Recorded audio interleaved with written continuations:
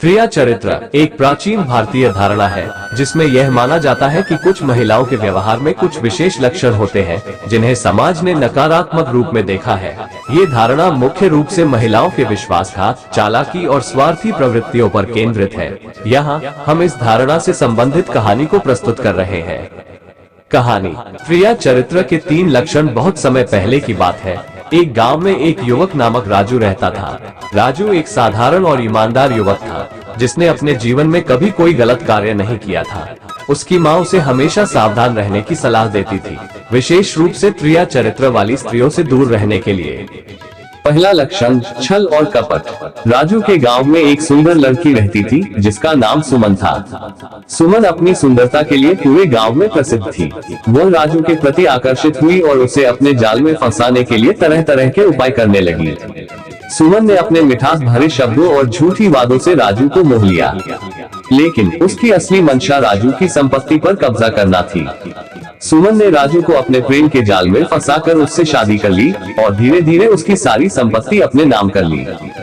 दूसरा लक्षण विश्वासघात। शादी के कुछ महीनों बाद सुमन ने राजू से दूरी बनानी शुरू कर दी। उसने एक धनी व्यापारी से संबंध बना लिए और राजू को धोखा देना शुरू कर दिया। राजू के सामने वह एक आदर्श पत्नी की तरह व्यवहार करती थी, लेकिन उसके पीठ पीछे वह व्यापारी के साथ अपने नए जीवन की योजना बना रही थी। एक दिन राजू ने सुमन को रंगे हाथों पकड़ लिया, लेकिन सुमन ने अपनी चालाकी से उसे ही दोषी ठहरा दिया और उसे मानसिक यातना देने लगी। तीसरा लक्षण स्वार्थी प्रवृत्ति। राजू का जीवन अब नर्क बन चुका था। सुमन ने न केवल उसकी संपत्ति छीन ली थी, बल्कि उसका मनोबल भी तोड़ दिया था। वह सिर्फ अपने स्वार्थ के लिए राजू का उपयोग कर रही थी। अंत में राजू ने अपनी माँ की बात याद की और समझा कि वह प्रिया चरित्र वाली स्त्री के चंगुल में फंस चुका है। उसने सुमन से तलाक लेकर गांव छोड़ दिया और साधु बन गया। निष्कर्ष राजू की कहानी हमें ये सिखाती है कि हमें सतर्क रहना चाहिए और ऐसे लोगों से बचना चाहिए जो केवल अपने स्वार्थ के लिए दूसरों का उपयोग करते हैं। प्रिया चरित्र एक पुरानी धारणा है, लेकिन इसका अर्थ यह है कि हर व्यक्ति को अपने निर्णयों में सावधानी बरतनी चाहिए। ये कहानी एक पुरानी धारणा पर आधारित है और आज के समाज में इसके अर्थ और महत्व पर विवाद हो सकता है। हमें सभी व्यक्तियों को उनके कर्मों और चरित्र के आधार पर परखना चाहिए, न कि किसी प्राचीन धारणा के आधार पर। राजू ने गांव छोड़कर एक नई शुरुआत करने का निर्णय लिया। वह एक साधु बन गया और जीवन की सच्चाइयों को समझने के लिए विभिन्न तीर्थ स्थानों की यात्रा करने लगा। उसने जीवन में सरलता, सच्चाई और ईमानदारी को अपनाया और अपनी आत्मा को शुद्ध करने के लिए तपस्या करने लगा।